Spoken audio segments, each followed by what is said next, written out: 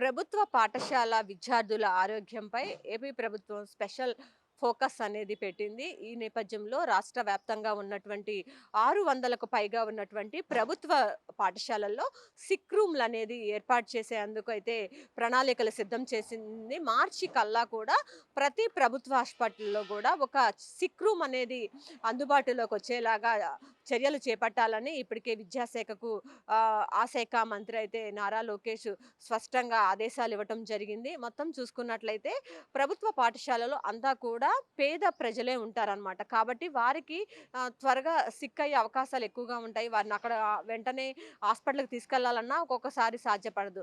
So, ఈ నేపథ్యంలో ప్రతి హాస్పిటల్‌లో కూడా 5,00,000 రూపాయల వ్యయంతో ఒక సిక్ రూమ్‌ని ఏర్పాటు చేసి అత్యవసరమైనటువంటి మందులు, ప్రాథమిక చికిత్స అందేలాగా వాళ్ళకి అక్కడ ఏమేమి కావాలో ఆ సదుపాయాలన్నిటిని కూడా కల్పించేందుకు ఈ 5,00,000 రూపాయల బడ్జెట్‌నైతే ఒక్కొక్క స్కూల్‌కి కూడా కేటాయిస్తున్నారు. ప్రతి ప్రభుత్వ ప్రైవేట్ స్కూల్స్ అన్నిట్లో కూడా ఈ సిక్ రూమ్‌లనేది కామన్‌గా ఉంటాయి. కానీ ఇప్పటి వరకు కూడా చూసుకున్నట్లయితే ఏ ప్రభుత్వ పాఠశాలలో కూడా ఇలా సిక్ రూమ్‌లనేది కాన్సెప్ట్ అనేది లేదు. కానీ పేద పిల్లల ఆరోగ్యాన్ని ప్రాధాన్యత ఇస్తూ వీళ్ళు ఈ గవర్నమెంట్ వచ్చిన తర్వాత ఈ నిర్ణయం అనేది తీసుకోవటం జరిగింది. 600కు పైగా ఉన్నటువంటి రాష్ట్ర వ్యాప్తంగా ఉన్నటువంటి ప్రభుత్వ పాఠశాలలలో 5,00,000 రూపాయల వ్యయంతో ప్రతి పాఠశాలలో కూడా ఒక సిక్ రూమ్ అనేది ఏర్పాటు చేయాలని చెప్పి కూడా అధికారులకు ఆదేశాలైతే జారీ చేశారు. ఈ నేపథ్యంలో మార్చి ఎండింగ్ కల్లా కూడా ప్రతి ప్రభుత్వ స్కూల్స్‌లో కూడా ఈ సిక్ రూమ్ అనేది అందుబాటులోకి ఉంది. ప్రాథమిక చికిత్స, అత్యవసరమైనటువంటి మందులు వీటన్నిటిని కూడా అందుబాటులో ఉంచేలాగా ఈ సిక్ రూమ్‌లనేది ఉండాలని కూడా చెప్పారు. అయితే చాలామంది ఇప్పుడు ఏదైతే ప్రభుత్వ పాఠశాలకెళ్ళేటటువంటి పిల్లల తల్లిదండ్రులు అందరూ కూడా ఈ నిర్ణయంతో హర్షం వ్యక్తం చేస్తున్నారు. ఎందుకంటే వారు ఏదైనా అస్వస్థతకు గురైతే వెంటనే హాస్పిటల్‌కి తీసుకెళ్లాల్సి వస్తా ఉంటది. ఇక్కడి నుంచి హుటాహుటిన.